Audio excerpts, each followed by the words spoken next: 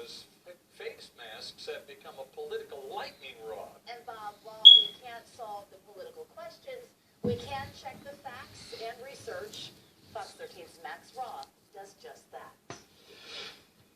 Well, let's start by saying we're not dealing with the government's right or responsibility to tell you to wear a mask. That is a question of political philosophy. We'll leave that to politicians, philosophers, and really voters. We are simply asking one thing.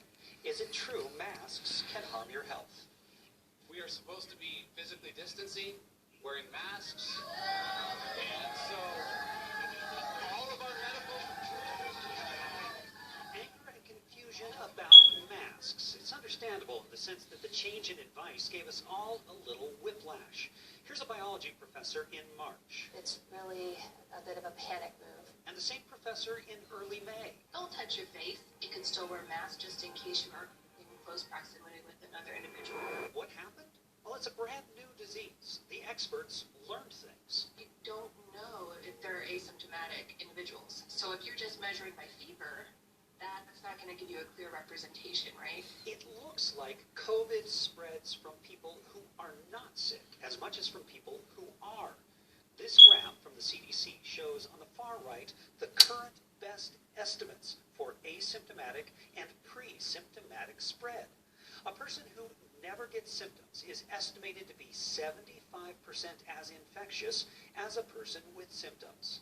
And this number means they estimate 50% of infections come from a carrier who has not yet shown any symptoms. You're just as likely, in other words, to get COVID from someone before they ever cough or get a fever as after. But can the masks themselves make us sick? Marianne Nielsen says they can, and she's protesting Provost's mandate. People aren't washing them, kids are touching them at school. I think that they're dangerous for people to wear. She is right in the sense that if we don't clean them, masks can make us sick. A pediatrician at Johns Hopkins Children's Hospital did this Q&A. The myth, wearing a cloth mask will make me sick because mold will build up in it. The answer, you should wash your cloth mask with soap and water after you're done using it for the day. It should be completely dry before you use it again. Clean, dry masks will not develop mold or make you sick. You'll hear public health experts sound cautious about masks, but listen closely. What you'll hear them worry about is that we're getting too comfortable in crowds.